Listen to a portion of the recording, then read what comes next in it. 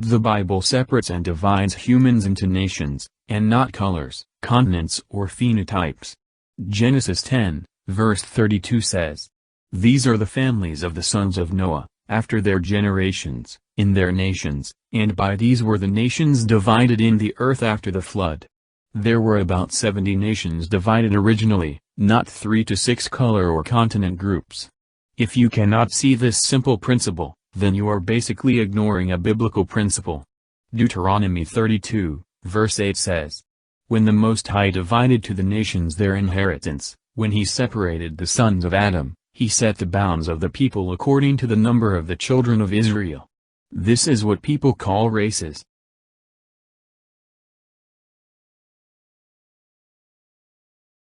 And these are nations.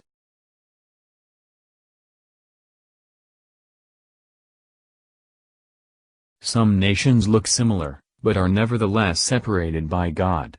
The nations surrounding Israel probably looked similar, such as the Moabites, Midianites, Arabs, and Philistines.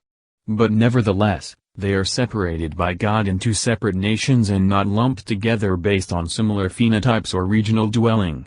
Leviticus 20, verse 24 says about Israel, which is a nation, "But I have said unto you, ye shall inherit their land, and I will give it unto you to possess it, a land that floweth with milk and honey. I am the Lord your God, which have separated you from other people."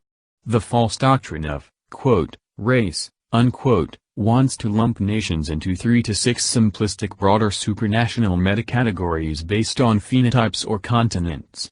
But the Bible barely ever describes the phenotypes of nations, nor does it give us DNA percentages, as a way to determine who is who. Lumping nations into, quote, races, unquote, goes against what the Bible says. Acts 17, verse 26 says, "And hath made of one blood all nations of men for to dwell on all the face of the earth, and hath determined the times before appointed, and the bounds of their habitation." If God separated humans into nations, and not races, this means God would not only be against globalism and internationalism, but also be against nations in Europe uniting as whites, or nations in Africa uniting as blacks, or nations in Asia uniting as yellow or mongoloid.